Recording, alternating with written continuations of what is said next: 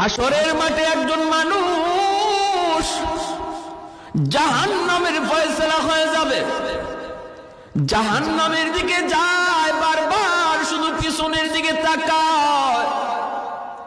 আল্লাহ পাক রব্বুল আলামিন তারে ডাক দিয়ে আনবেন, বান্দা ফয়সালা হয়ে গেল তোমার জাহান্নাম, কিন্তু বারবার শুধু পিছনের দিকে আমি আল্লাহর দিকে তাকায় তুমি কি ভাবতেছ?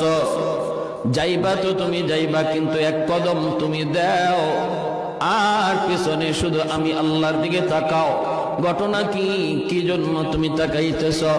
হাসরের মাঠে লোকটা তখন কইব, মালিক দুনিয়াতে উলামায়ে কেরামের জবানে শুনেছিলাম তুমি, তোমার নাম হলো রহমান, তোমার নাম হলো রহিম। আলেম উলামার জবানে শুনেছি আল্লাহ, হাসরের মাঠে তোমার কুদরতি কলিজায় ৯৯ ভাগ দয়া মায়া থাকবে। ও মালিকা, আজ হাসরের ময়দানে আমার ফয়সালা হয়ে গেছে জাহান্নাম, আমি জাহান্নামের দিকে যাইতেছি, কিন্তু বারবার কেন জানি আমার মনে হয়, কেন জানি আমার অন্তরে আশা জাগে, আজকে তোমার দয়া মায়ার উসিলায় তুমি আমাকে মাফ করে দাও কিনা, এজন্য বারবার পিছনে তাকাইতেছি।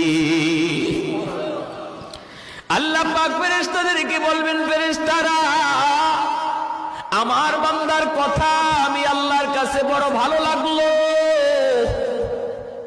তার জবাবটা আমি আল্লাহর বড় পছন্দ হয়েছে, অতএব তার আমলনামা আবার আমি আল্লাহকে তোমরা দেখাও। আল্লাহু আকবার জোরে কর।